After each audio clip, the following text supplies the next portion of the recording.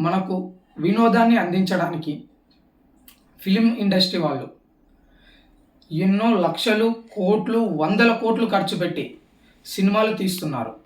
కానీ ఇవి ఉదయం రిలీజ్ అయిన వెంటనే సాయంత్రంలోపు పైరసీ అవుతున్నాయి. ఈ పైరసీని ఎంత కంట్రోల్ చేయాలన్నా కూడా చేయలేకపోతున్నారు. ఈ పైరసీ సినిమాలు వచ్చే దాంట్లో ముఖ్యంగా మనం మాట్లాడుకోవాల్సినది ఏమంటే ఐబొమ్మ. ఐబొమ్మ అని వింటూనే ఉంటాం. ఎవరైనా స్నేహితుడిని సినిమాకి వెళ్దాం రారా అంటే వద్దులేరా, సాయంత్రంలోపు ఐబొమ్మలో వస్తుంది అంటాడు. అసలు ఐబొమ్మ అంటే ఏంటి? ఐబొమ్మలో వచ్చిన సినిమాలను ఎందుకు కంట్రోల్ చేయలేకపోతున్నారు?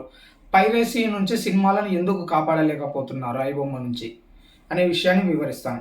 ఐబొమ్మ అంటే టోరెంట్ వెబ్సైట్. దీని ద్వారా తెలుగు సినిమాలు పైరసీ రూపంలో అందుబాటులో ఉంటున్నాయి. ఇది అందరికీ తెలిసిన విషయమే. ఇది అనధికారికంగా సినిమాలను లీక్ చేసి ప్రజలకు ఉచితంగా అందిస్తుంది. దీని ద్వారా సినీ ఇండస్ట్రీలు చాలా నష్టపోతున్నాయి. దీన్ని ఎందుకు బ్లాక్ చేయలేరు? మరి ఇంత నష్టం జరుగుతుంది కదా ఐబొమ్మ వాళ్ళ సినిమాలకు, ఎందుకు బ్లాక్ చేయలేరు అంటే డొమైన్ మార్పు. ఐబొమ్మ తరచుగా కొత్త డొమైన్ల పేరుతో మారిపోతూ ఉంటుంది. నెక్స్ట్, ప్రాక్సీ వెబ్సైట్లు. వివిధ ప్రాక్సీ లింకుల ద్వారా బ్లాక్ అయినా తిరిగి మళ్ళీ ప్రజలకు అందుబాటులోకి వస్తుంది కాబట్టి ఐబొమ్మను బ్లాక్ చేయలేకపోతున్నారు.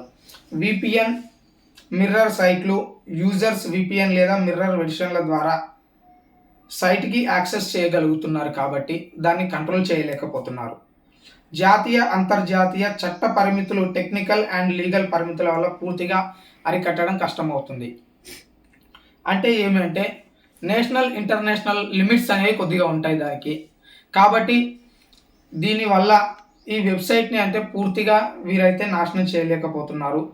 దీన్ని అరికట్టడం కష్టమవుతుంది. కాబట్టి మిత్రులారా, ఇది ఐబొమ్మ అంటే ఏమిటి అనేది వివరించడం జరిగింది. ఈ ఐబొమ్మలో సినిమాలను చూసి ఎంతోమంది కష్టానికి అయితే వృధా అవుతుంది. చాలా వరకు ప్రొడ్యూసర్లు కూడా నష్టపోతున్నారు అనే విషయాన్ని ఈరోజు వివరిస్తున్నాం.